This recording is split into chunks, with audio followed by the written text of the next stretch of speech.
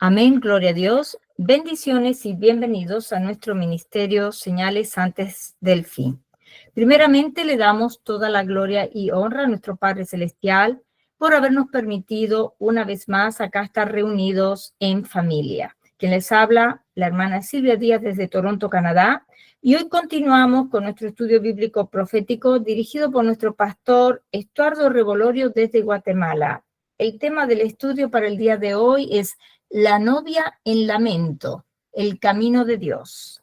Antes de pasarle con nuestro pastor Estuardo, quiero mencionarles que tenemos canal en Telegram y en YouTube a nombre de Ministerio Señales Antes del Fin, también una página a nombre de Pastor Luis Alberto García, donde también estamos colocando nuestros links de Google Meet para que puedan participar en nuestros estudios bíblicos en vivo y donde también estamos poniendo mucha información actual. Le pedimos, por favor, que se suscriban y compartan estos estudios de sana doctrina para que también puedan ser de mucha bendición para otras vidas. También nuestro pastor, Estuardo Revolorio, tiene una página en Facebook a nombre de Estuardo Revolorio, también un hermoso grupo en Facebook llamado Ministerio Mirad a Sion, Señales Antes del Fin, y un canal en YouTube a nombre de Estuardo Revolorio. De la misma manera, le pedimos que se suscriban a sus páginas y lo apoyemos en su ministerio. ¿Amén? Ahora sí, le damos la más cordial bienvenida a nuestro pastor Estuardo Revolorio para que pueda comenzar con este maravilloso estudio de la palabra de Dios. Bendiciones, Pastor Estuardo, y bienvenido. Muy buenas noches, amados hermanos. Dios les bendiga.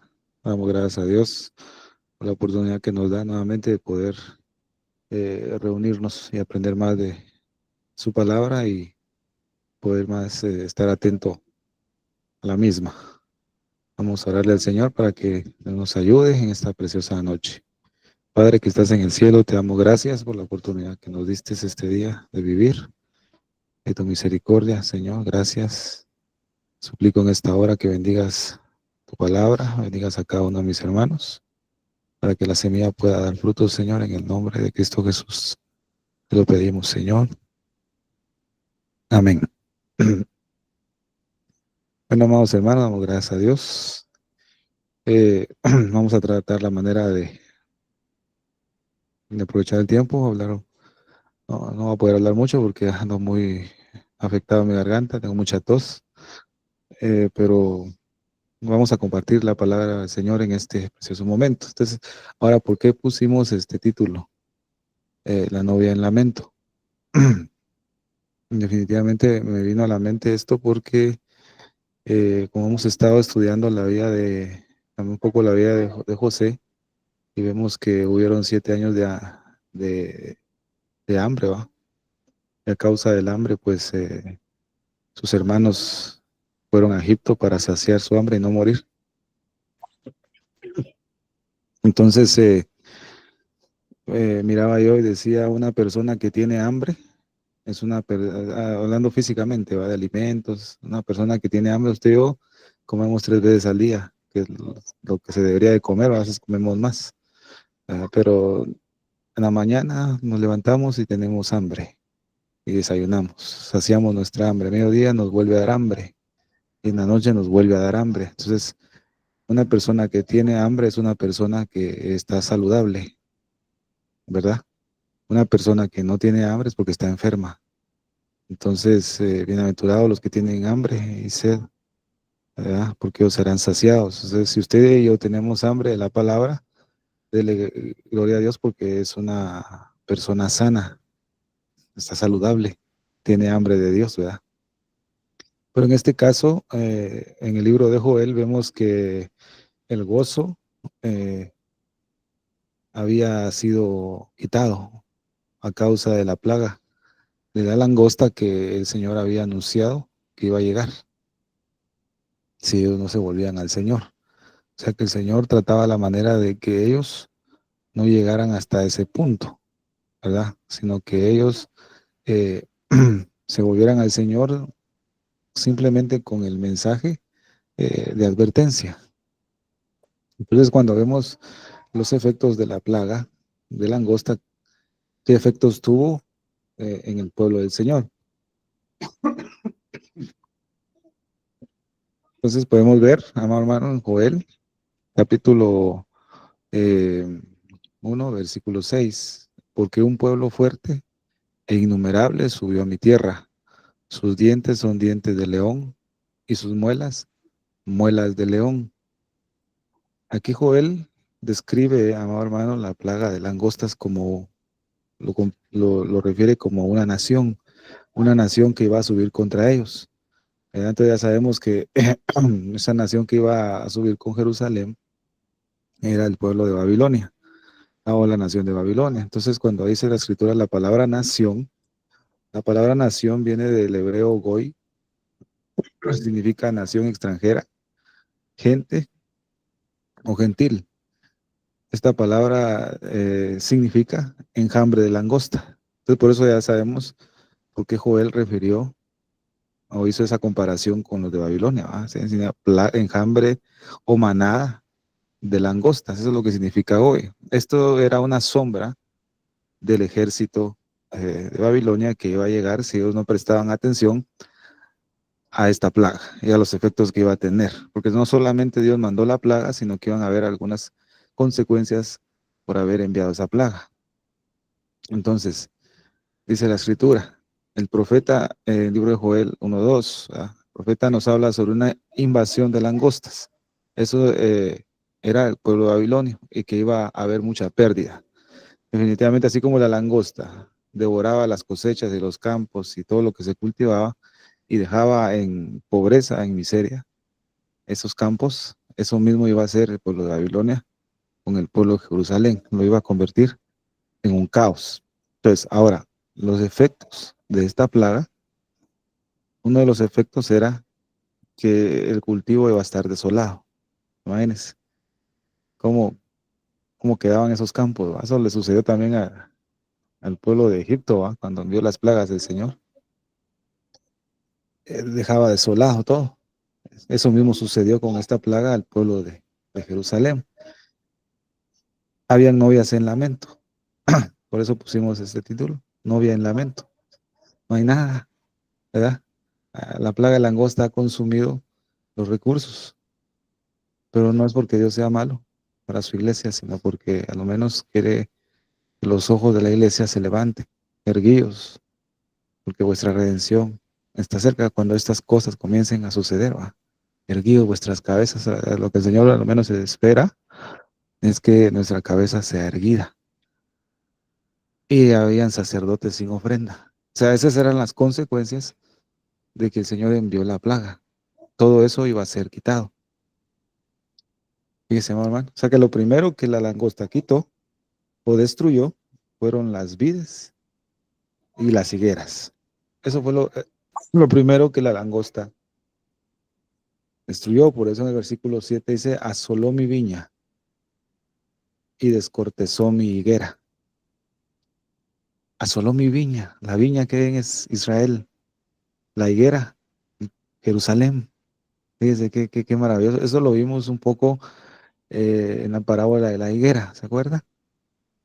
Asoló mi viña, Israel, y descortezó mi higuera, Jerusalén. Del todo la desnudó y derribó sus ramas. Pues, qué interesante, ¿va? Quedaron blancas y derribó sus ramas. Miren, lo que destruyó primero fueron las viñas. No solo se comieron las hojas verdes, tiernas, ¿verdad? Sino que también se comieron la corteza de esas ramas. Era tanto esa plaga, era abundantes langostas, que todas las plantas fueron derribadas hasta el suelo. Y ya derribadas en el suelo no pudieron dar fruto nuevamente. Pues la consecuencia es no prestar atención a lo que Dios nos está mandando en este tiempo. Es muy difícil, ¿verdad?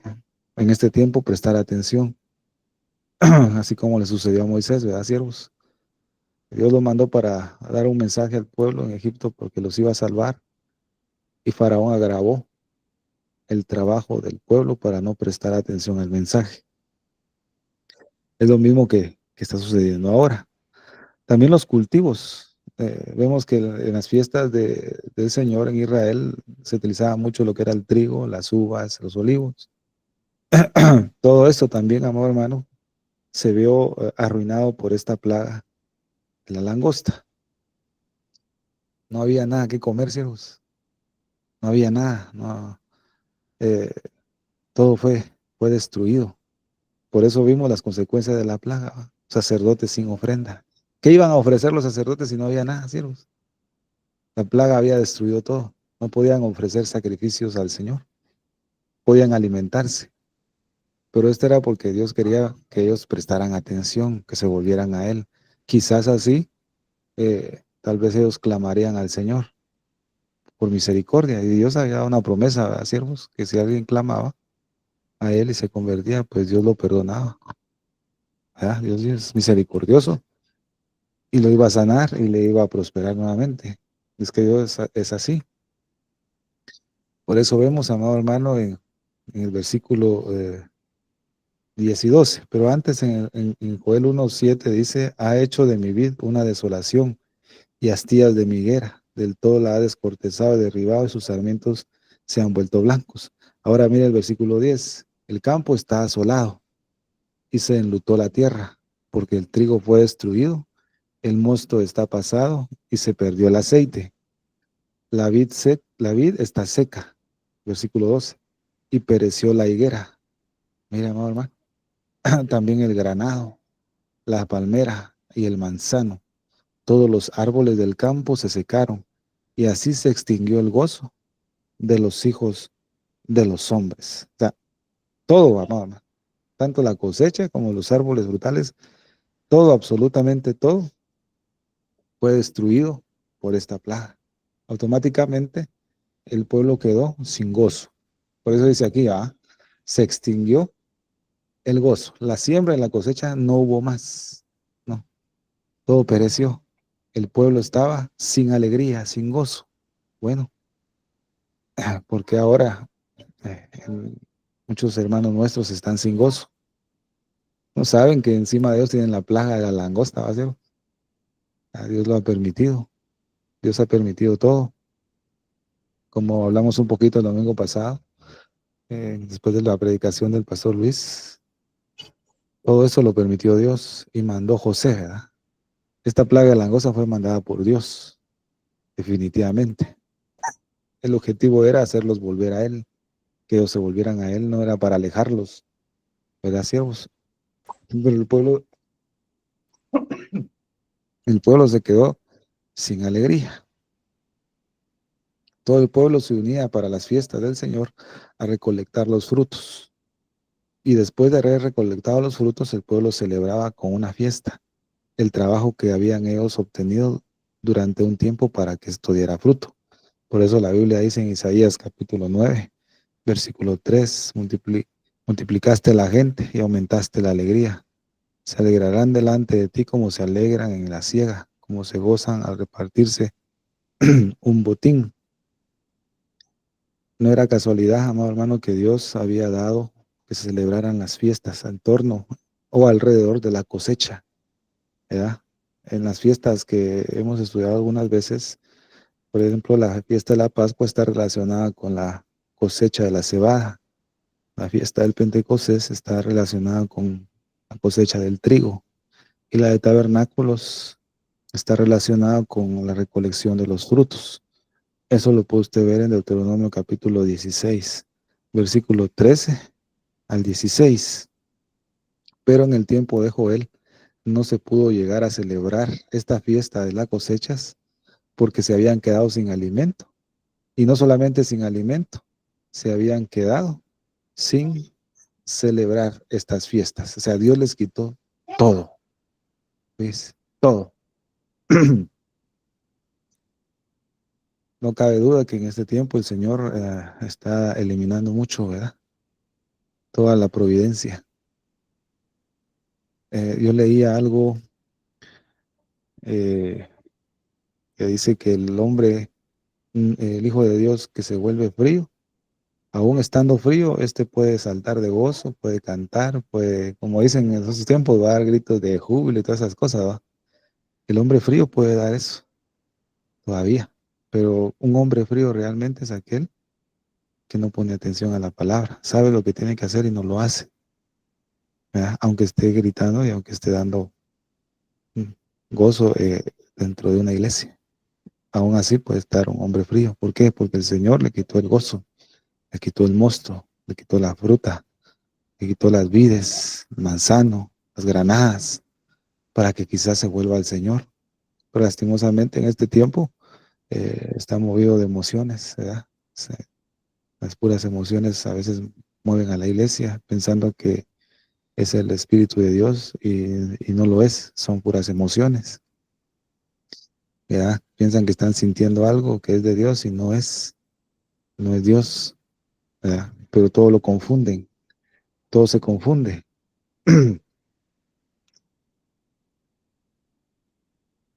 Pues aquí en Deuteronomio capítulo 16, ¿qué le dejo yo? Lo que dice la escritura, 3 veces cada año se presentarán todos tus varones delante de Jehová, tu Dios, en el lugar que él escoja, en la fiesta solemne de los panes sin levadura, en la fiesta solemne de las semanas, en la fiesta solemne de los tabernáculos, ninguno se presentará delante de Jehová con las manos vacías. Eh, Nosotros cuando vamos al templo o cuando nos reunimos con hermanos, tendríamos que ir, bueno, con un corazón quebrantado. Amén. Pero si no llevamos un corazón quebrantado, debemos buscar e ir al templo o a la reunión a pedirle a Dios que nos dé un corazón quebrantado. Tendríamos que ir con fe, pero si no llevamos fe, es preciso ir a buscar fe en la reunión, ¿verdad? Con los hermanos. Gloria al Señor. O sea, nunca nos presentaremos delante de Jehová con las manos vacías. No se puede. Tenemos que llevar algo. Como lo vimos en Levítico capítulo 2 también, amados hermanos, sobre la flor de harina, ¿verdad? Que sea un poquito de flor de harina, podemos dar. Entonces, en Isaías en Joel, perdón, capítulo 1, versículo 16, dice la escritura, no ha sido suprimido el alimento delante de nuestros ojos y la alegría y el regocijo de la casa de nuestro Dios. O sea, eso es algo que está sucediendo también. No ha sido suprimido el alimento delante de nuestros ojos. Créame, amado hermano, esto va muy acorde con lo que hablaron el domingo, nuestro pastor, nuestra hermana Silvia, lo que compartieron de algunos templos, ¿verdad? Que, bueno, a veces nos aferramos, bueno, a la promesa de donde 2 o 3 estén convenidos en mi nombre, pero ¿realmente estarán convenidos en su nombre? ¿Verdad? ¿Realmente? ¿O será que el Señor ha suprimido el alimento delante de sus ojos y ha suprimido la alegría y el regocijo de la casa de nuestro Dios? Por eso han descendido a buscar el gozo y traerlo de Egipto para la iglesia, o del mundo para la iglesia. Eso puede suceder y está sucediendo en este tiempo.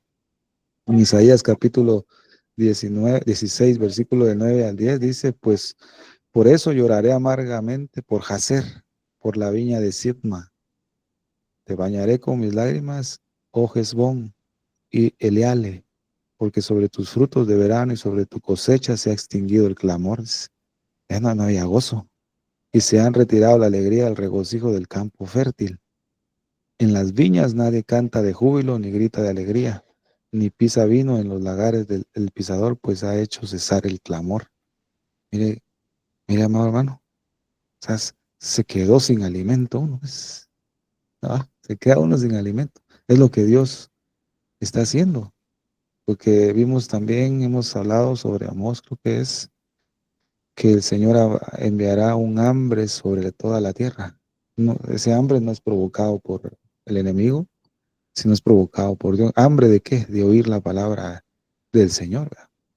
Pero a través de esta plaga, el pueblo de Jerusalén se quedó sin alimento. Definitivamente, no había nada que comer, ¿verdad? Todo fue arrebatado. Se quedaron sin cosecha. ¿Por cuánto tiempo? No se dice, no sé, la Biblia no lo establece, ¿verdad? Imagínense ahora cuánto tiempo sin comer. La tierra no daba fruto, no daba nada. Quitado es el gozo y la alegría del campo fértil. O sea, todo esto lo quitó el Señor. Y todo fue a consecuencia de la maldad que existía en esos tiempos. Imagínense ahora cómo está la maldad. en nuestro tiempo, amados hermanos, usted más que nunca lo sabe. La maldad de nuestros días ha superado toda la maldad de otros siglos, ¿va? De siglos pasados, ¿ya? Como dice en un pasaje, ¿va? Que las maldades alcanzaron hasta Dios, ¿va? O subieron hasta Dios. Esa, imagínense, yo no sé realmente si esta maldad que este tiempo ha subido hasta Dios todavía, ¿va? Que ha tenido misericordia de cada uno de nosotros. Por eso Jeremías capítulo 12, versículo 4 dice: ¿hasta cuándo estará desierta la tierra y marchita la hierba de todo el campo? ¿Hasta cuándo? Ahí viene la frase que hemos hablado muchas veces: ¿hasta cuándo, Señor? ¿Verdad? Por la maldad de los que en ella moran, han perecido los ganados y las aves, pues dijeron: no verá Dios nuestro fin. O sea, la calamidad que estamos viendo en este mundo, definitivamente es por la maldad de los que moran en ella. ¿Te das cuenta? El Señor no tiene la culpa, pues. Es por la maldad de los hombres, la maldad del ser humano, definitivamente. Entonces vemos algo muy importante, amor hermano, y podemos ver algunas figuras sobre esto. El campo está asolado y se enlutó la tierra, porque el trigo fue destruido y el mosto está pasado y se perdió el aceite. El grano es el pan, el vino es figura del gozo, el aceite es figura de la unción, los árboles frutales figura de los frutos del Espíritu. Todo eso está escaso, definitivamente. Está escaso en la iglesia del Señor. No hay gozo en muchos hermanos, no hay gozo. Hay raíz de amargura, ¿verdad? Cuestionando a Dios.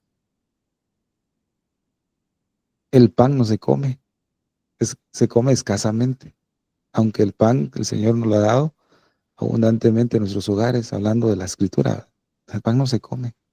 Hay unción, son pocos los que tienen unción, son pocos. Y los frutos del Espíritu, casi, bueno, no los tenemos todos, ¿verdad, siervos? Todavía vamos en eso. Entonces, imagínense, estamos en una escasez, ¿va? El campo está asolado.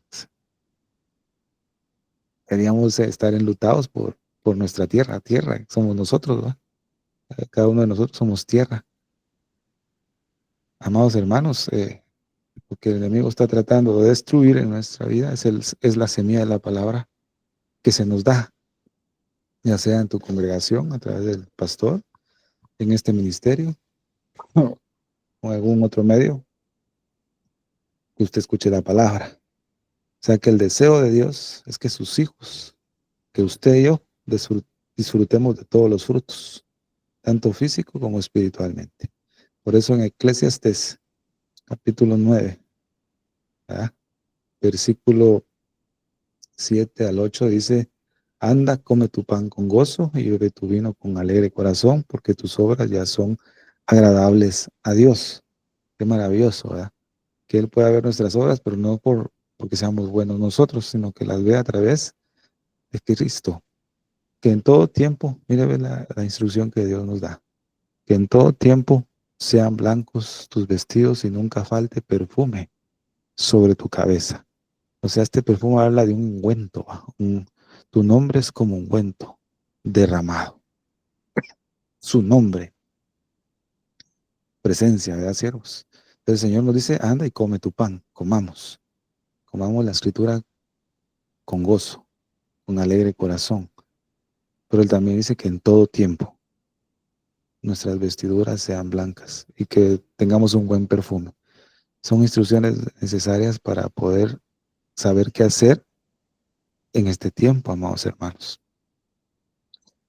El Salmo capítulo 104, versículo 14 dice: Él hace brotar el heno para las bestias y la hierba para el servicio del hombre, para sacar el pan de la tierra.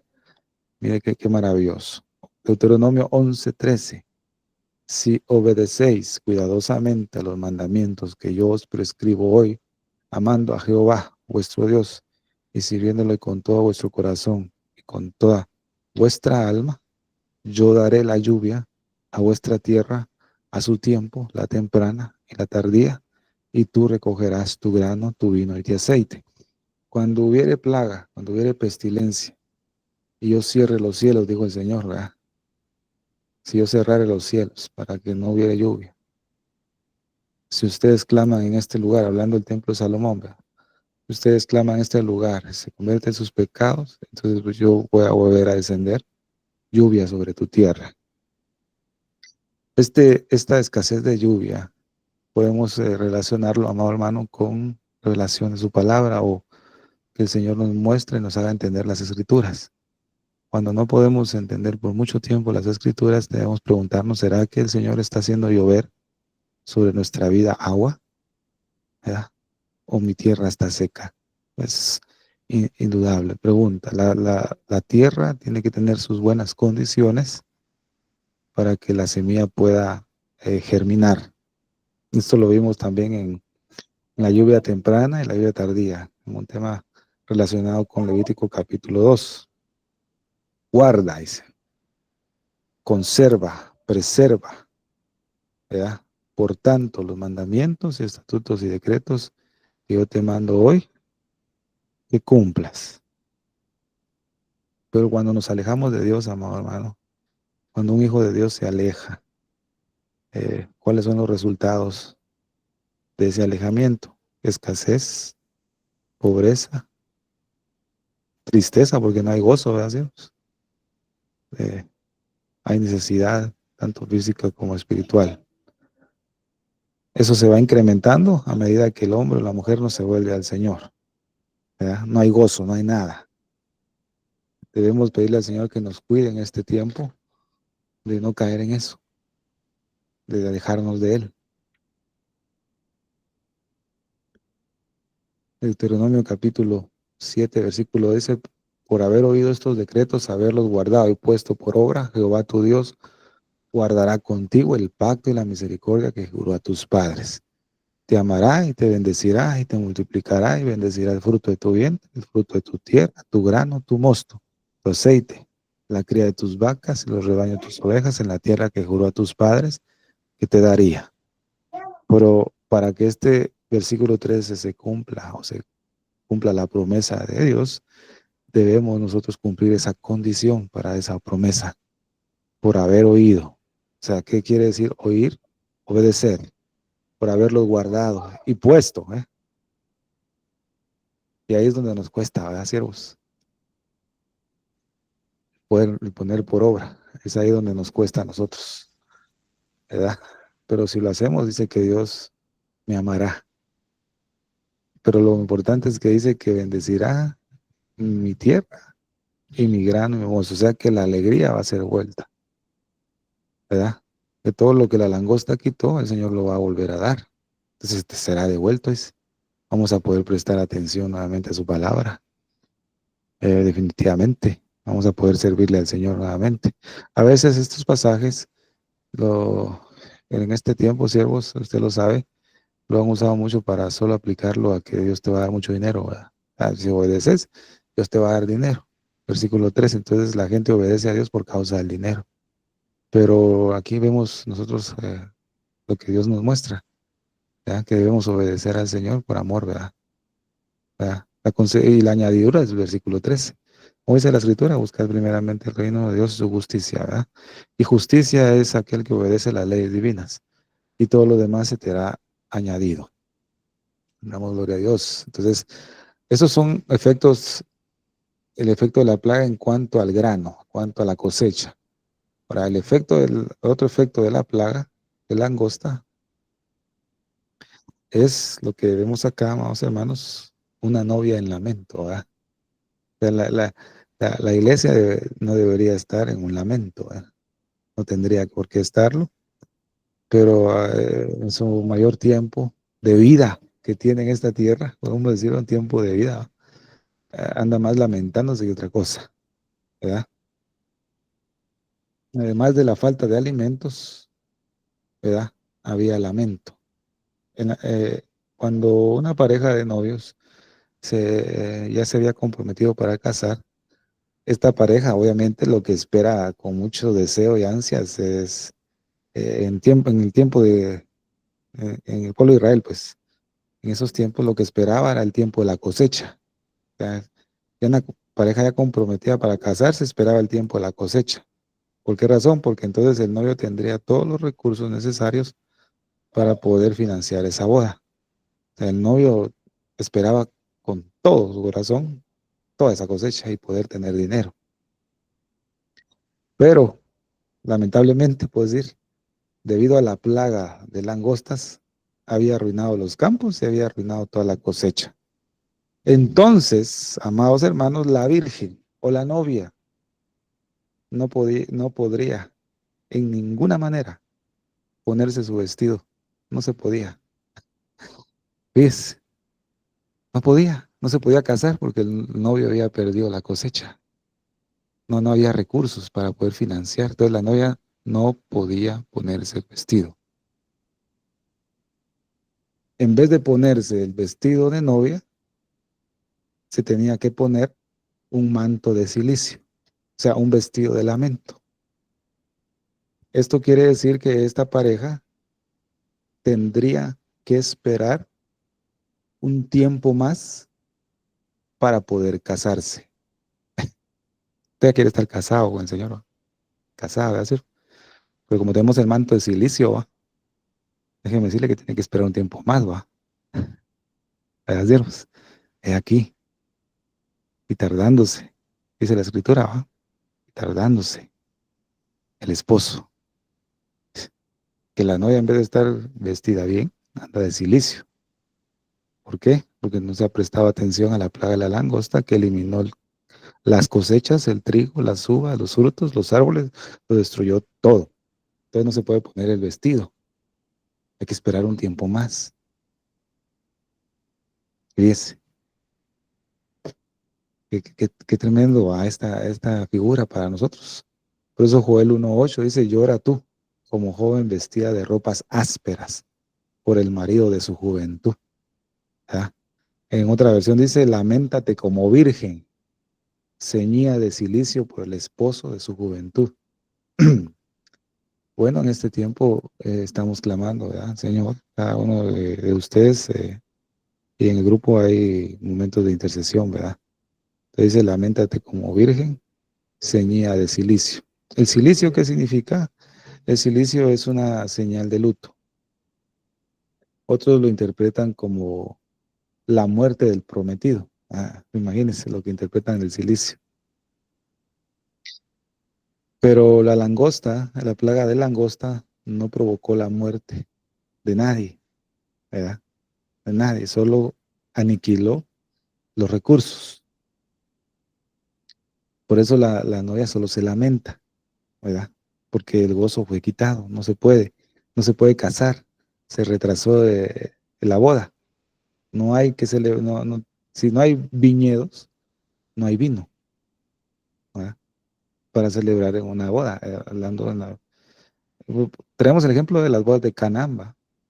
Se terminó el vino y había aflicción porque ya no había vino. Tuvieron que recurrir al maestro para que él pueda dar otro vino. Si no hay vino, no se podía celebrar la boda. Si no hay viñedos, imagínense. La novia estaba angustiada. Fíjese. Entonces, en este pasaje, lo que el Señor hace ver es que nos quiere enseñar el tipo de relación que Él quiere tener con nosotros, una relación muy cercana. Pero el problema, amado hermano, es que su pueblo se ha olvidado del Señor. No todos, ¿verdad? Jeremías capítulo 2, versículo 32 dice, se olvida una virgen de sus adornos o una novia de su atavío. Pues mi pueblo me ha olvidado por innumerables días. O sea, cuando alguien se va a casar, una novia, no se le olvida ni el más mínimo detalle de todo lo que preparó, ¿va? Sus adornos en el vestido, sus zapatos, su peinado, sus ganchos, etcétera, ¿va? No se le olvida nada. Pero, pero una novia que desea casarse, ¿va? Pero dice mi pueblo, me ha olvidado por innumerables días. O sea que la iglesia del Señor pues no actúa como una novia, va, siervos. Nos olvidamos del Señor muchas veces. Y no dice, como dice aquí, innumerables días. Entonces, ¿cuál es el plan de Dios? El plan de Dios lo podemos ver, amado hermano, en Ageo capítulo 1, del versículo 3 al 11. Esto nos enseña el Señor que este lamento no solo se aplicaba o no solo se daba en la pareja de los novios, sino que aquellos que tenían sus cosechas de fruto para poder sobrevivir. O sea, solo los novios no estaban en lamento, sino todos los demás, ¿verdad? Agricultores.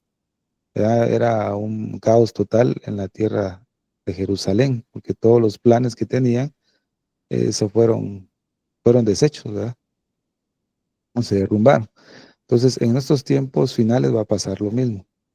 Amados hermanos, va a pasar lo mismo. El juicio de Dios, como hablamos anteriormente, lo que va a hacer es destruir los planes que muchas veces se tienen, ¿verdad?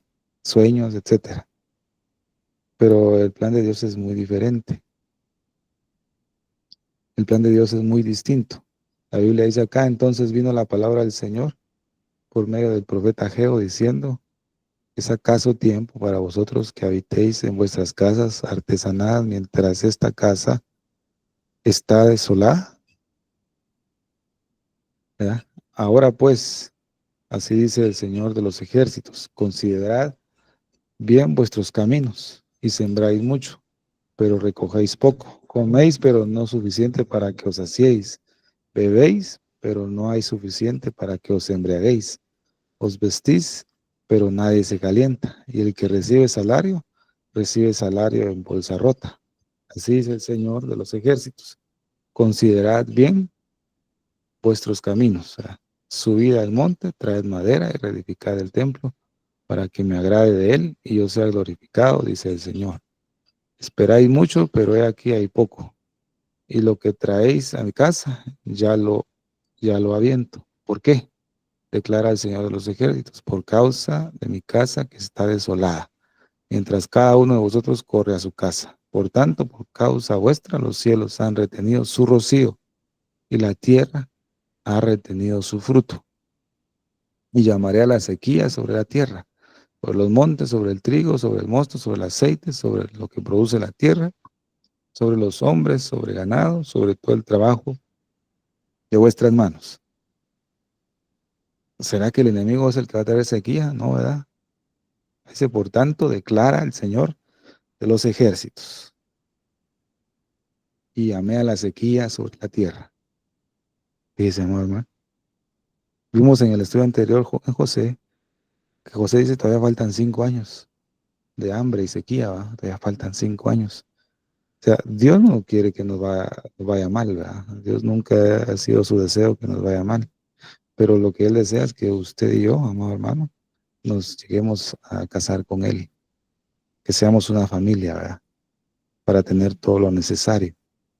La bendición de Dios, dice la Escritura, es la que enriquece y no añade tristeza. Pero el ser humano tiende a perder de vista al amado, ¿verdad? Por eso el Señor dio estas palabras a través del profeta Ageo. Por eso las partes importantes es que dice, mientras esta casa está desolada, también considera vuestros caminos, lo dice 2 veces. Y recordamos que cuando Dios habla 2 veces es porque es de suma importancia, ¿verdad? Considerad bien, dice, vuestros caminos. Y el versículo 10 y 11 es la misma declaración que hay en el libro de Joel. Es lo mismo, ¿verdad, amados hermanos? Entonces, podemos decir, y podemos saber ahora por qué la novia está en lamento. ¿Ya entendemos por qué? Entendimos un poquito por qué. Porque se retrasó. Se retrasó ¿cómo se puede decir? Se le retrasó la unión matrimonial, ¿verdad? No se ha culminado, ¿verdad? Porque el traje que tiene no es de la novia, es el de silicio, es el de lamento, con la ayuda del Señor. Ahora, El otro efecto que causó que vimos sacerdotes sin ofrenda. Se destruyeron las cosechas, ¿verdad? De todos. Los novios salieron afectados, ¿verdad? No se pueden casar, tienen que esperar un tiempo más. Y ahora los sacerdotes no tienen que ofrecerle nada al Señor. Deuteronomio capítulo 10, versículo 9 dice, por eso Leví no tuvo parte ni heredad entre sus hermanos. Jehová es su heredad, como Jehová tu Dios le dijo. Ahora Ezequiel capítulo 44, versículo 28 al 30. Y con respecto a la heredad para ellos, yo soy su heredad. No les daréis posesión en Israel, yo soy su posesión. Comerán la ofrenda del cereal, la ofrenda por el pecado y la ofrenda por la culpa. Toda cosa consagrada en Israel será de ellos, y las primicias de todos los primeros frutos de todo, y de toda clase de ofrenda de vuestras ofrendas, será para los sacerdotes. También daréis al sacerdote las primicias de vuestras masas, para que haga reposar una bendición sobre vuestra casa. Entonces, si no había cosecha, no podía el sacerdote ofrecer nada, y no podía comer tampoco. O sea, los sacerdotes estaban afectados también, fíjese, hermano, estaban pasando hambre, ¿va? Fueron afectados también por la plaga. O sea, que aquí todo el pueblo del Señor está afectado. Eh, esta sequía que el Señor va a traer para provocar un hambre, no solo va a afectar a una parte de la iglesia, definitivamente va a afectar a toda la iglesia. Por eso en Joel 1:9 dice, ha sido cortadas las ofrendas de cereal y la libación de la casa del Señor. Están de duelo los sacerdotes, los ministros del Señor. Me dice, ahora están de duelo. No solo los novios están en lamento, hacen lamento, sino que los sacerdotes también no estaban. Entonces, ahora, Números 15:4 dice, entonces el que presente su ofrenda a Jehová traerá como ofrenda una décima parte de un efa de flor de harina, amasada con la cuarta parte de un hin de aceite. De vino para la libación ofrecerás por cada cordero la cuarta parte de un hin, además del holocausto o del sacrificio. O sea, no podían ofrecer, no se podía. ¿Qué iban a dar? ¿Qué se iba a hacer, mamá? Si no había harina, si no había trigo, no iba a poder haber una buena harina, ¿verdad? No iba a poder nada. Por eso dice nuevamente, el campo está asolado y se enlutó la tierra. O sea, la pérdida era más que evidente en este tiempo de Joel. Se detuvo el sacrificio continuo. Pues, qué interesante, ¿va? Había un sacrificio continuo, como lo dice en hebreo, Corbán Tamid, ¿va? La ofrenda que se hace en la mañana y la ofrenda que se hacía cada tarde en el templo. Pero, como la cosecha fue estropeada, el continuo sacrificio fue quitado. Esta parte lo habla también en Daniel, ¿verdad? En la profecía, en la historia de Daniel, se habla que también va a haber un cese del continuo sacrificio. Esto quiere decir que este cese del continuo sacrificio es una señal que algo muy malo está pasando. ¿Ves? El cese, bueno, ahora traigámoslo a aplicación para nosotros. Si en nuestra vida no hay un continuo sacrificio, quiere decir que algo muy malo está pasando, ¿verdad? En nuestra vida algo malo está pasando, que ver va. Hay que ver cuál es ese mal, va. Entonces, sin sacrificios, la puerta del templo iba a estar cerrada, ¿verdad? Esto quiere decir que se estaba cerrando el camino hacia Dios en los tiempos de Joel. Dios había quitado todo y se estaba cerrando el acceso al Padre. En este tiempo de la gracia, siervos amados, en la iglesia se está quitando el cese al continuo sacrificio, ¿ves? Ya va terminando. ya se va cerrando la puerta, pues, como en el tiempo de Noé. 7 días. Después de que empezó a llover, el Señor dio 7 días. Al séptimo día, Dios iba a cerrar la puerta. Bueno, ya se está cerrando la puerta, ¿sí? Este continuo sacrificio en nuestra vida, en la iglesia del Señor, se va terminando. O sea, se va cerrando el camino hacia Dios. Qué tremendo, hacia Dios. Pero, ¿cómo estaba el estado del sacerdocio?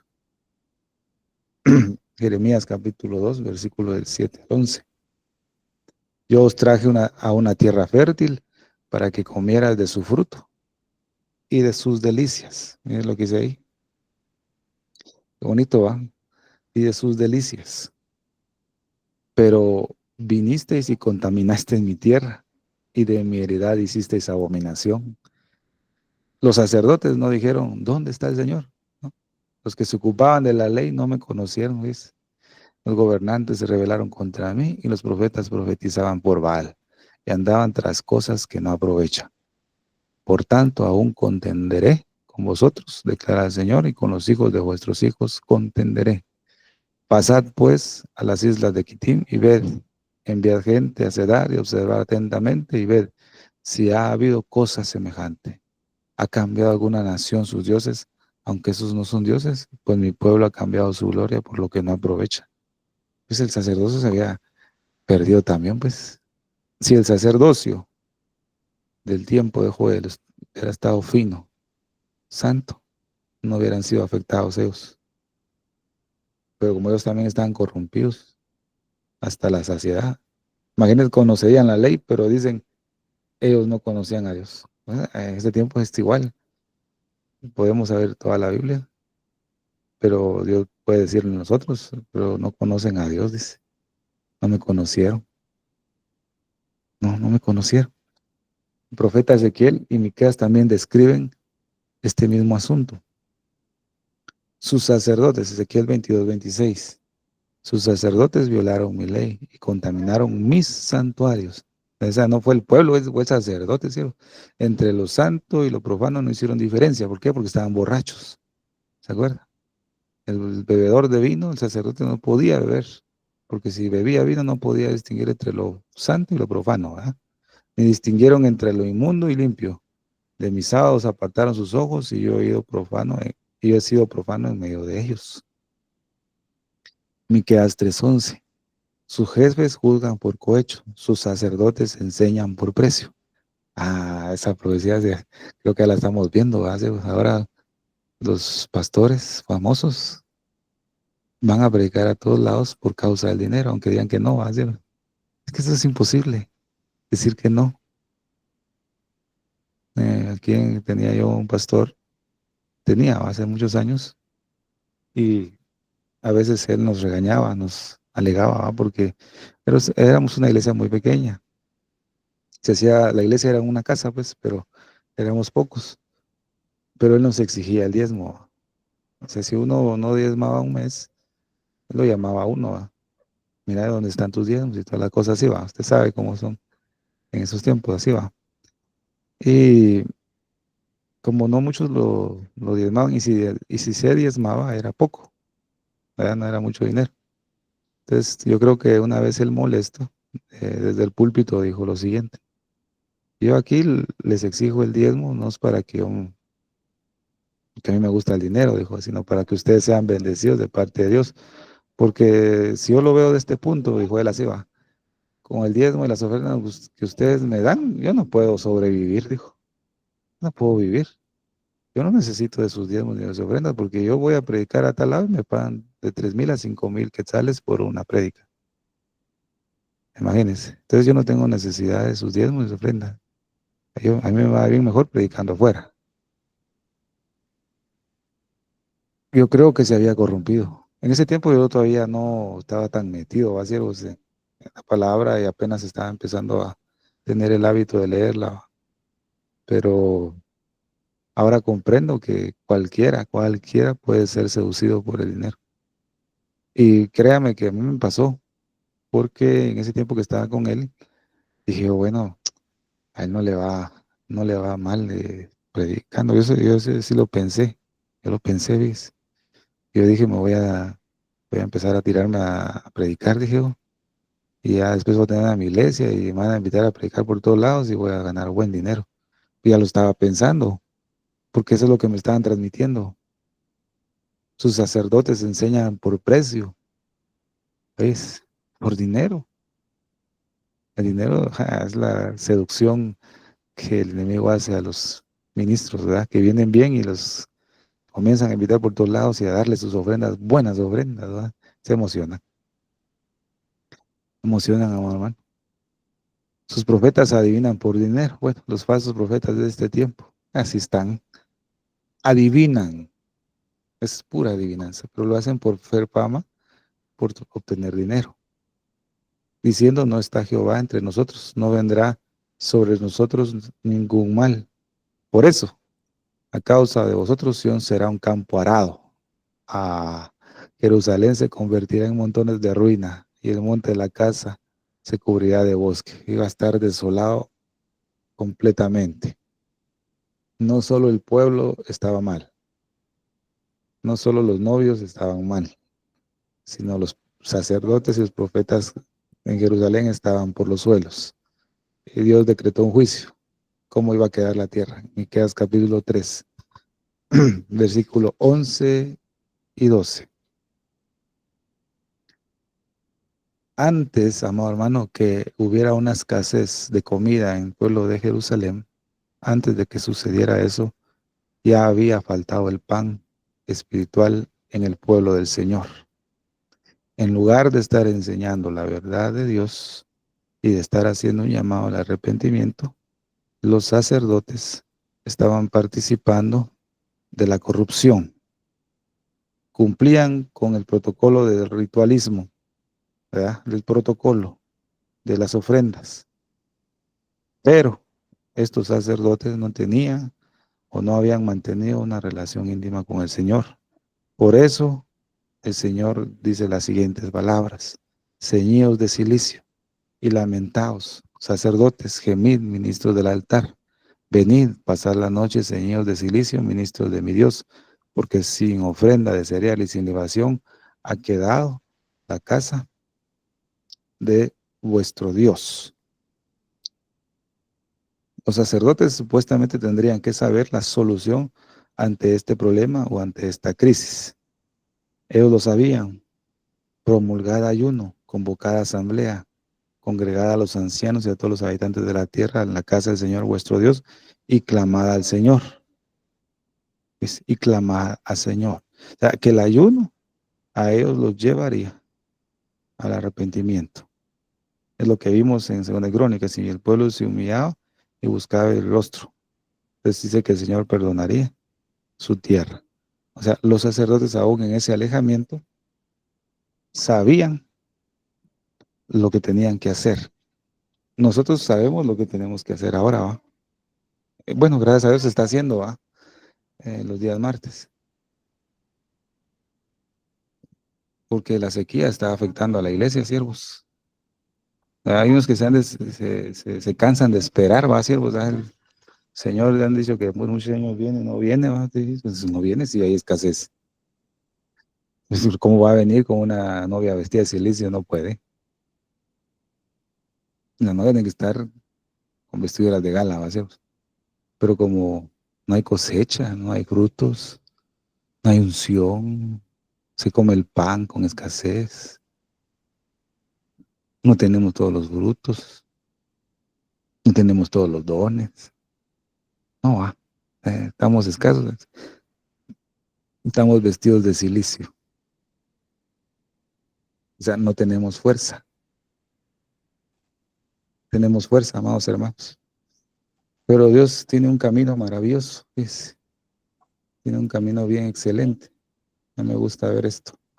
Vamos a Génesis, capítulo 46. Por el Señor. Gracias a Dios no me ha dado tos, mucha tos, hermanos. Eso es bueno. Amén. Versículo 4 dice: yo descenderé contigo a Egipto, y yo también te haré volver, y la mano de José cerrará tus ojos. Esa fue una promesa que Dios le dio a Jacob, ¿verdad? Dios llevó a Jacob a Egipto para que él mismo viera con sus propios ojos a José. Pero vemos que Jacob, una edad de 130 años, que tenía, ¿va? 130 años. Y a esa edad, ya anciano, ¿va? Sin fuerzas, Jacob tenía que cruzarse el desierto, tenía que cruzarse ese largo camino, un largo, difícil, fatigoso, incómodo, y tenía que hacerlo. Pero ¿qué fue lo que lo impulsó a Jacob para volver a tener fuerzas y cruzarse ese desierto? ¿De dónde iba a sacar Jacob todas esas fuerzas para hacerlo? ¿En dónde estaba el poder? En Jacob, ¿en dónde? Entonces lo vemos en las escrituras, ¿no?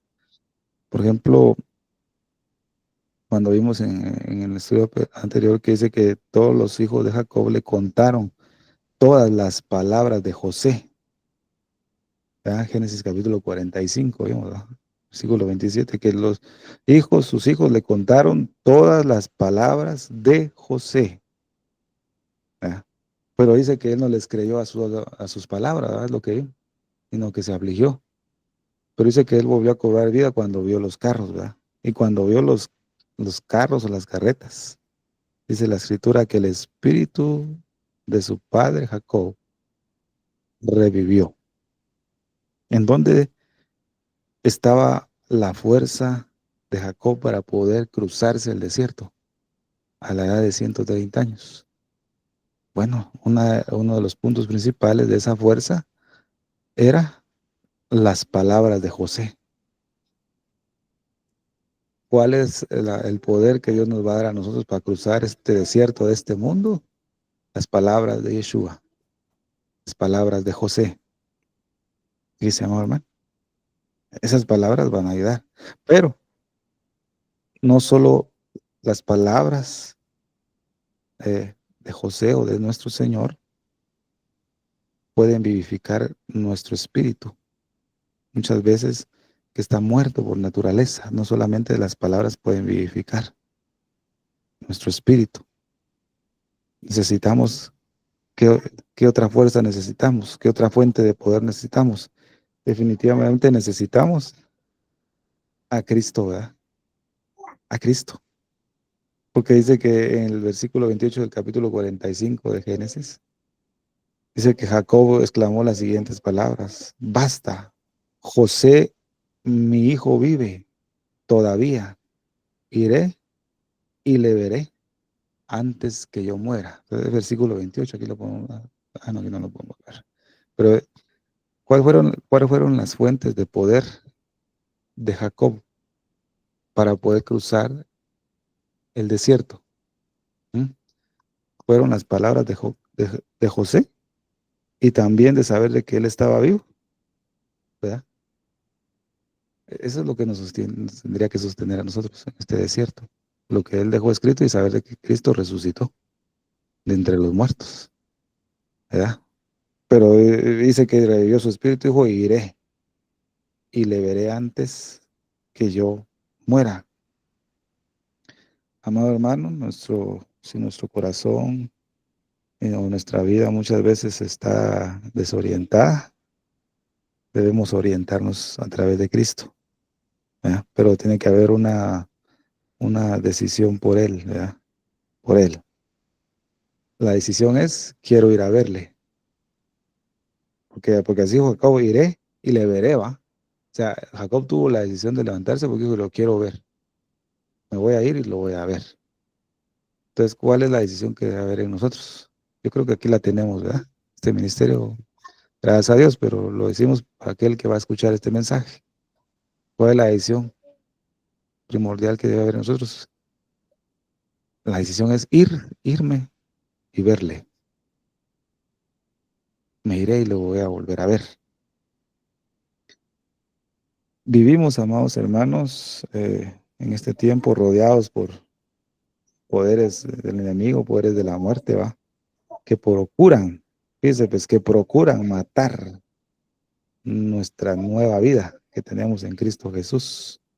¿Qué vida? La vida resurrecta de nuestro Señor Jesucristo, que ha sido que nosotros seamos participantes de la muerte a la vida, de las tinieblas a la luz, ¿verdad?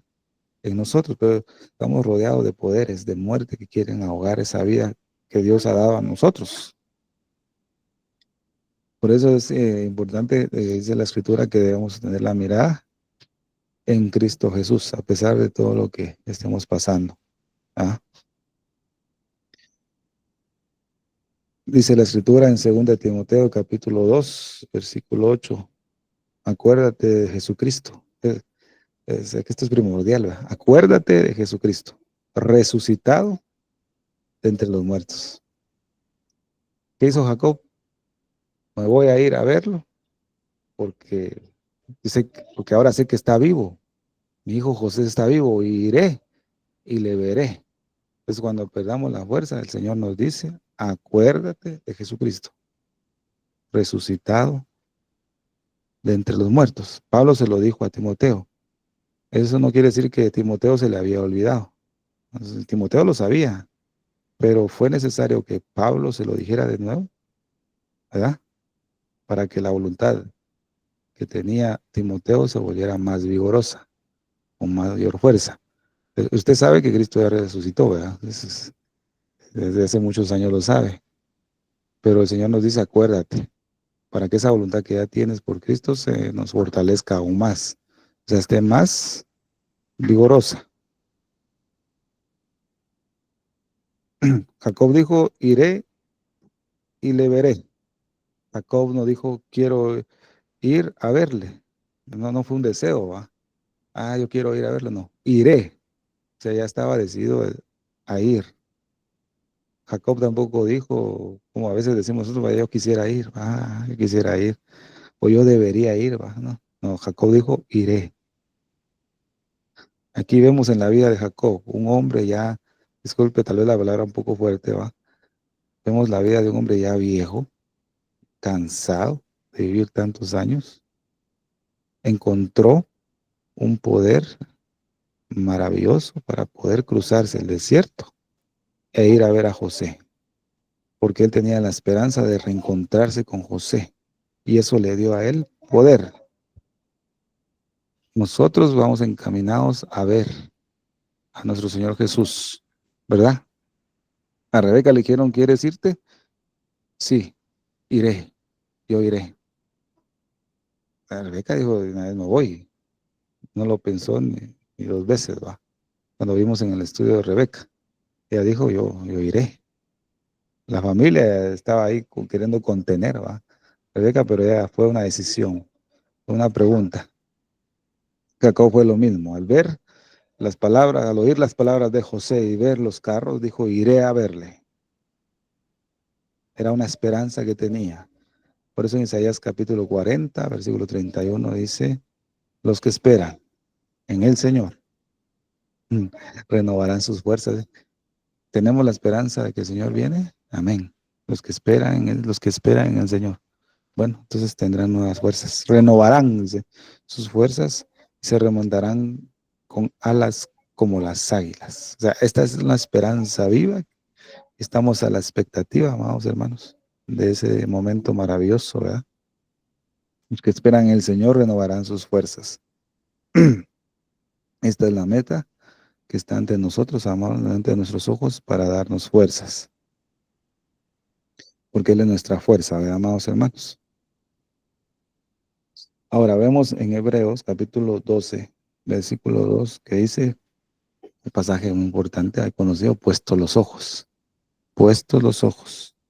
en Jesús, el autor y consumador de la fe. Entonces, si más de alguno nos hemos sentido cansados, ¿verdad? Porque todos hemos pasado por eso, que decimos ya no, ¿verdad? Ya no puedo, ya no.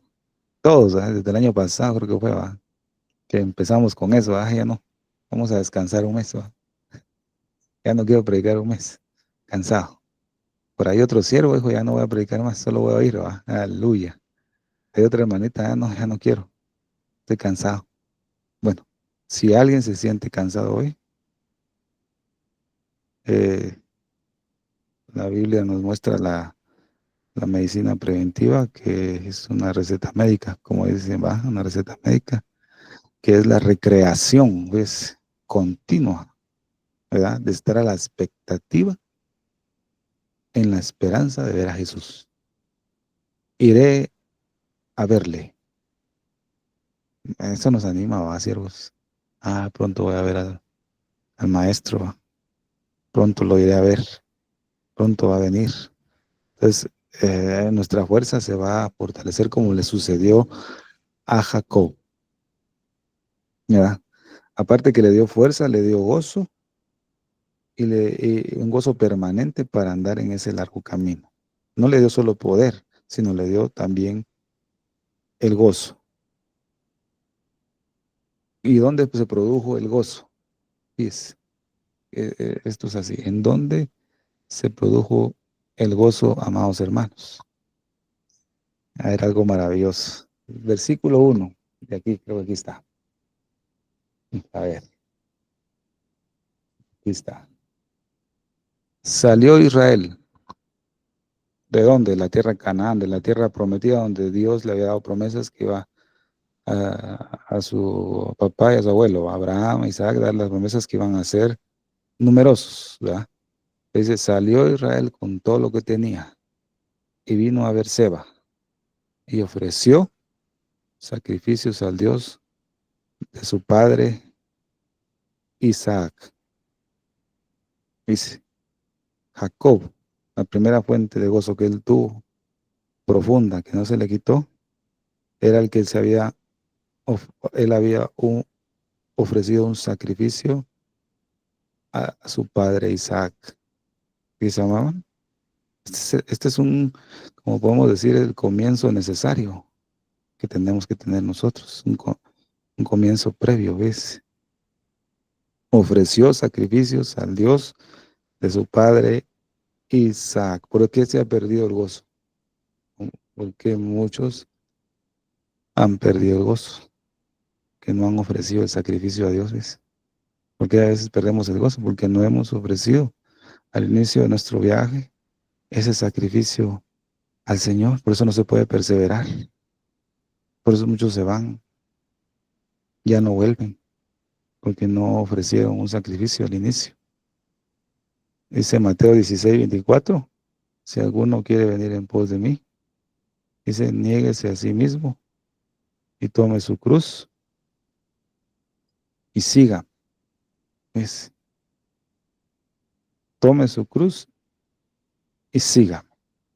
Si nosotros queremos seguir a nuestro Señor Jesucristo, pero si no hemos ofrecido esta clase de sacrificio que hizo Jacob al Dios de su padre Isaac, no se va a poder ser. Si no lo hubiera ofrecido, dice Jacob, no hubiera ofrecido ese sacrificio, se hubiera cansado en el camino.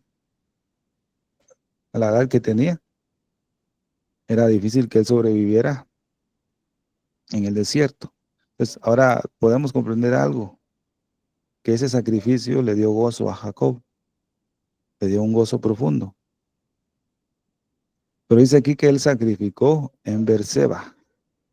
Beerseba significa pozo del juramento, pozo de 7. Eso es lo que significa Beerseba. Y en este lugar es donde sus antepasados, Abraham, Isaac, fueron y encontraron agua para saciar la sed que ellos tenían. Isaac encontró agua en ese lugar. Por eso dice Génesis 26, versículos 32 y 33, dice lo siguiente, se va a leer. Dice, en aquel día sucedió que vinieron los criados de Isaac y le dijeron nuevas acerca del pozo que había abierto. Y le dijeron, hemos hallado agua. Y lo llamó Seba.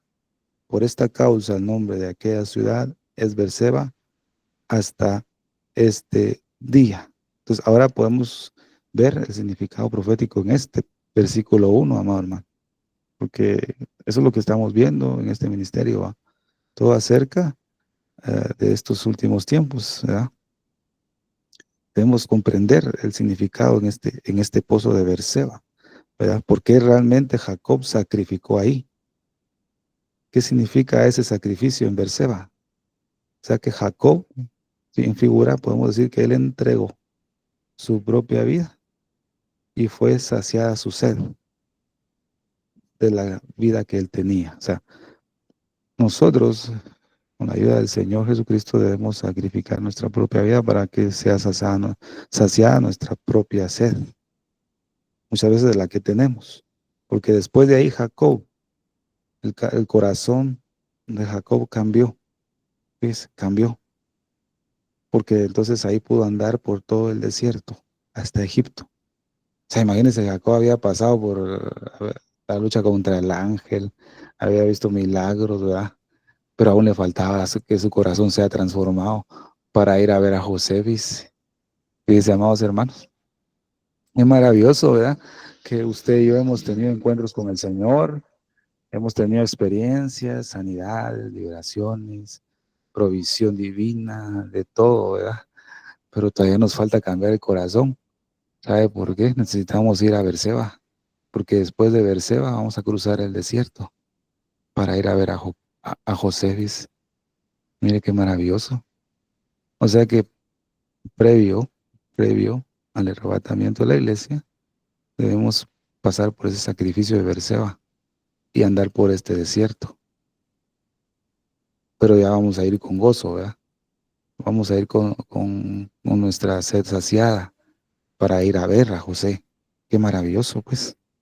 Ahí encontró el gozo verdadero,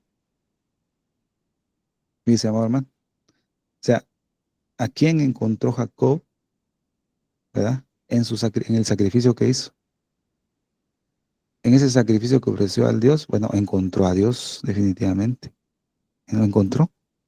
No hay otro camino. No existe otra fuente de gozo.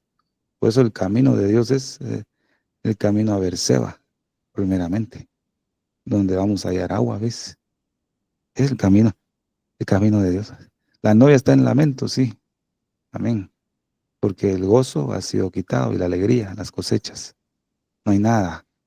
Bueno, pues es buen inicio para ir a Berseba, porque el corazón va a ser transformado. Entonces vemos que Dios vino primeramente al encuentro de Jacob, cuando dice el versículo 2, y habló Dios a Israel. Ya después de haber ofrecido el sacrificio, dice la escritura acá, y habló Dios a Israel en visiones de noche. O sea, vino al encuentro primeramente Dios, vino al encuentro de Jacob. Esta expresión me gusta, y habló Dios a Israel. O sea, si Jacob no hace ese sacrificio primero, Dios no le habla. No le habla, porque a veces no nos habla del Señor, porque no hemos pasado por Berseba. No lo hemos pasado, no hemos tenido ese encuentro. Entonces, y habló Dios a Israel de noche.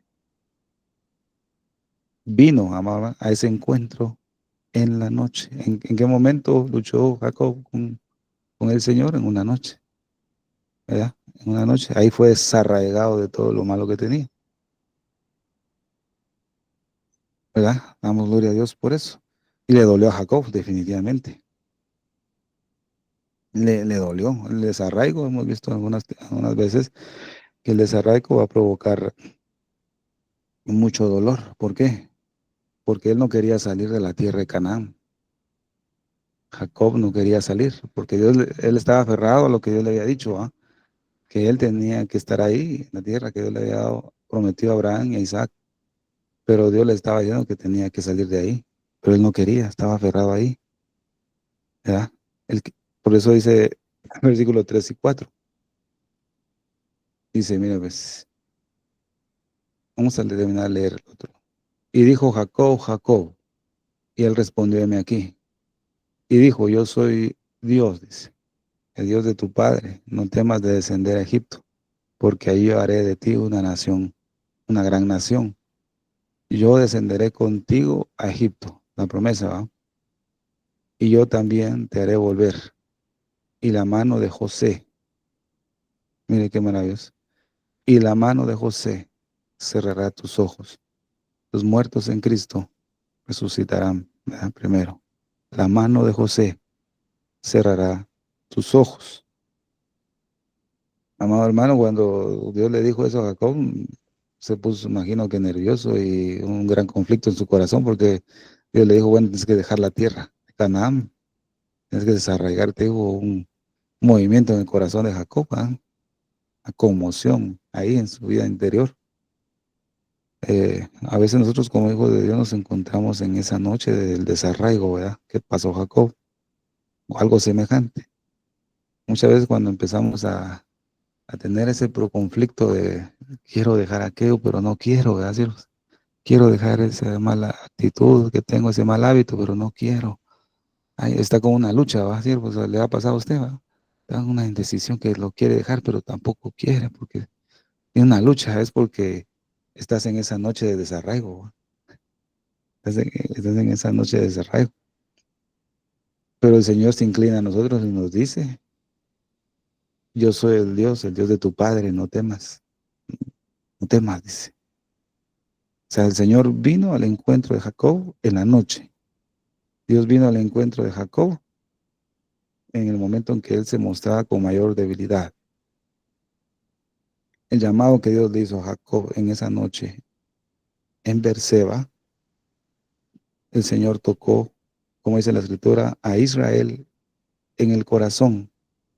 Por eso vemos que en este momento no le dice acá, y habló Dios a Israel en visiones de noche. Pero en la noche fue que Dios le habló a Israel. Mira, pues aquí esto importante. Dios, habló Dios a Israel, pero fue en visión de noche. Pero le dice después, Jacob, Jacob. Ya no le dice Israel, le dice Jacob, Jacob. Miren qué impresionante. ¿Por qué le llamó Jacob dos veces? Definitivamente Dios le mostró que él era un hombre débil todavía, que tenía que ser guiado.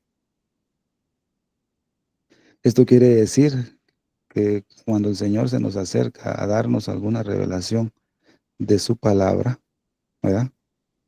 De su palabra, lo que hace el Señor es tocar nuestra necesidad más profunda. Eso es lo que he podido ver. Cuando el Señor me enseña algo de las Escrituras, me hace ver cuál es de mi debilidad que tengo. O sea, primero Él trata conmigo en esa debilidad a través de su palabra. No me la quita, o sea, solo me la muestra. O sea, no me embellece quitándome esa debilidad, sino que me muestra esa debilidad diciéndome, Jacob, Jacob. Jacob, Dios le cambió el nombre a Israel, lo hizo una nueva vida, pero en ese instante el Señor le está dando una visión de noche y lo llamó por su nombre. Jacob, Jacob. Y vemos que dice, y él respondió, heme aquí. O sea que Jacob se humilló delante del Señor y dijo, yo soy Dios, el Dios de tu padre. Yo no temas, no temas de descender a Egipto, porque allí yo haré de ti una gran nación. O sea que el Señor le dice, yo descenderé contigo a Egipto. Esto lo podemos ver en el versículo 4. Miren lo que le dice. Yo descenderé contigo a Egipto. O sea, prácticamente el Señor le dijo que él iba a estar con él. Quiere decir esto que cuando la palabra del Señor nos quebranta nuestro corazón o nos hace pedazos, o cuando el Señor descubre toda la miseria que tenemos, aunque muchas veces tratamos de evadir, ¿verdad?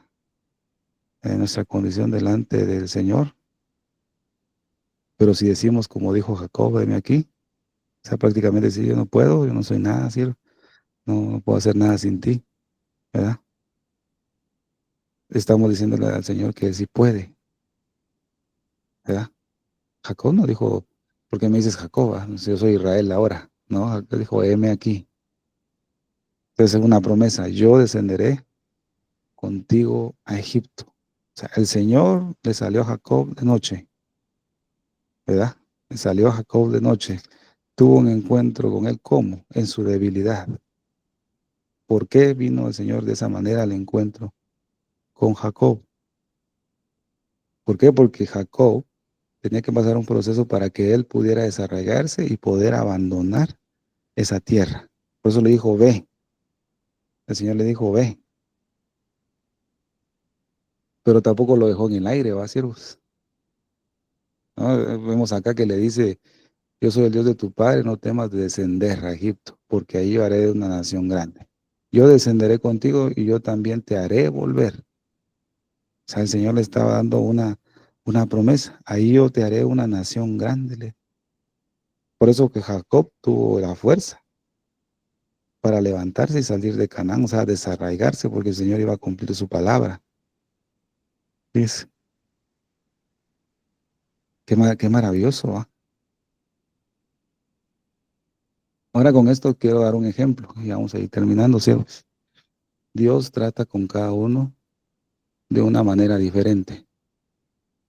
Por ejemplo, si a mí Dios me sanó sin medicina, no precisamente Dios te va a sanar de la misma manera a ti.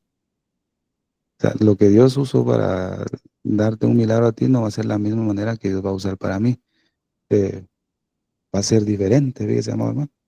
Eso pasó con la vida de Isaac y con la vida de Jacob. Lo podemos ver.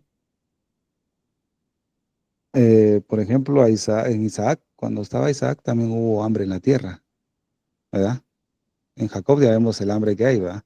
Pero con Isaac también hubo hambre en la tierra. Pero a Isaac Dios le dice, no, o sea, le dice, y se le apareció Jehová y le dijo, no desciendas a Egipto, habita en la tierra que yo te diré. Eso le dijo Dios a Isaac en medio de una hambruna. Pero a Jacob fue diferente. No temas de descender a Egipto, y yo también te haré volver. Eso quiere decir que Dios trata de una manera individual, personal, muy diferente con cada uno de nosotros. Tenemos las mismas promesas, ¿verdad? Pero a veces los caminos son muy diferentes. Todos tenemos las mismas promesas escritas en la palabra. Ahora, ¿por qué hablo yo esto? Porque en este punto hay mucho pleito con los hijos del Señor, ¿verdad? Los hijos de Dios, ¿verdad? Su iglesia. Hay muchos desacuerdos. Porque si yo tuve una experiencia con Dios, yo quiero exigir al otro que tiene que hacer lo mismo para que Dios haga lo mismo que hizo conmigo. Pues eso no es así. Ya lo vemos, ¿verdad? Con Isaac y Jacob fue muy diferente. En la misma situación de hambre, pero Dios da instrucciones muy diferentes. Alguien dijo, nunca hagas un patrón de tu experiencia personal exigiendo que Dios lo aplique a cada uno. Ya no se puede hacer eso, ¿ah, siervos? Cada quien, el Señor lo trata diferente, tienes una relación personal. Qué maravilloso, siervos amados, lo que el Señor nos muestra en la vida de José y con su familia. Como conclusión, puedo decirles hasta este momento, amados hermanos, que a pesar de que llevemos bastantes años en el Evangelio, las fuerzas pueden venir, falta de fuerzas pueden venir a nosotros, ¿verdad? Pero así como Jacob recibió el poder de lo alto, por las palabras de José y de saber de que él está vivo, él tomó la decisión de ir y poder ir a verle. Y Dios le dio la promesa de que José iba a cerrar sus ojos. Bueno, amados hermanos, ahora nosotros sabemos si hemos perdido la fuerza, entonces hemos perdido de vista las palabras de José y a Cristo resucitado. Ahora, como iglesia, el lamento ya sabemos por qué razón es. El Señor ha enviado una sequía para que la iglesia preste atención. Por lo tanto, los vestidos de gala han sido quitados y ha puesto vestidos de silicia. Y ahí se tiene que esperar un tiempo más para que el Señor abra los cielos y descienda la lluvia y pueda haber fruto. Entonces, la culminación del noviazgo culminará, porque entonces sí va a haber gozo. Mientras tanto, no. Aguantémonos un poco. Así que, disculpen que hablé un poquito calladito, pero estoy un poco bueno, estoy bien malo en mi garganta. pero gracias a Dios que nos dio la fuerza para poder dar la palabra en esta noche. Que ha sido mucha edificación y bendición en esta hora. Dios los bendiga, hermanos. El tiempo, hermana Silvia. Amén, gloria a Dios. Muchísimas gracias, Pastor Estuardo Revolorio, por este hermoso mensaje de la palabra de Dios. Que Dios nos ayude, familia, porque hay muchas cosas aún en nuestras vidas que el Señor quiere cambiar, tiene que cambiar, pulirnos, prepararnos. Dame un segundito. Para poder ser dignos, familia, de escapar de este mundo y estar con el Señor por una eternidad. A nadie le gustan las pruebas, pero son necesarias. Hay muchas áreas en nuestras vidas que aún el Señor tiene que cambiar, familia. Por eso tenemos que humillarnos y pedirle al Señor que nos dé esa fuerza. ¿Y cómo nos va a dar esa fuerza? A través de la oración, a través del ayuno, a través de la vigilia, a través de la enseñanza, de la lectura bíblica, familia. El Señor nos da fuerza a través de Él. Entonces es importante que cuando vengan las pruebas, no alejarnos de Él, sino perseverar en los caminos del Señor, perseverar, resistir al enemigo y Él huirá de vosotros. Tenemos que pedirle al Señor esa fuerza que nos ayude a seguir adelante. Cristo viene pronto, amén. Y hoy es el tiempo de buscarlo, de santificarnos y consagrarnos, porque Él es santo, familia, y nadie lo verá sin santidad. Si aún no has invitado a Jesús a morar en tu corazón y quisieras hacerlo en el día de hoy, repite conmigo esta sencilla oración. Señor Jesús, yo te acepto como mi único y suficiente Salvador de mi vida y de mi alma. Perdóname todo lo que te he ofendido en pensamiento, palabra y obra. Me arrepiento de todos mis pecados. Te pido que me laves y me limpies con tu preciosa sangre derramada en la cruz del Calvario. Escribe mi nombre en el libro de la vida y séllame con tu Espíritu Santo. Te lo pido, Padre Celestial, en el nombre precioso de tu Hijo Jesús de Nazaret. Amén y amén. Si hiciste esta oración de fe, te damos la bienvenida a la familia de Dios y te aconsejamos que busques una iglesia de sana doctrina y te bautices en aguas en el nombre del Padre, del Hijo y del Espíritu Santo. Amén. Vamos a orar para despedirnos de esta transmisión, pero nos quedamos en vivo para un tiempo de preguntas y respuestas con nuestro pastor Estuardo Revolorio desde Guatemala. Amén. Vamos a orar. Padre Celestial, al cerrar esta reunión queremos darte toda la gloria y honra. Gracias por el tiempo que hemos tenido hoy de aprender más de tu santa palabra. Bendice a cada persona que se tomó el tiempo de reunirse aquí hoy, también por aquellas personas que van a ver esta grabación en diferido. Te pedimos que tu mano de protección sea sobre todos nosotros durante el resto de la semana. También te pedimos por nuestro pastor Estuardo Revolorio que lo continúes bendiciéndolo y llenándolo más y más de tu sabiduría en el nombre precioso de tu Hijo Jesús de Nazaret. Amén y amén. Gracias por habernos acompañado. Que la paz de nuestro Señor Jesucristo sea con cada uno de ustedes. Dios me los bendiga ricamente a todos. Amén.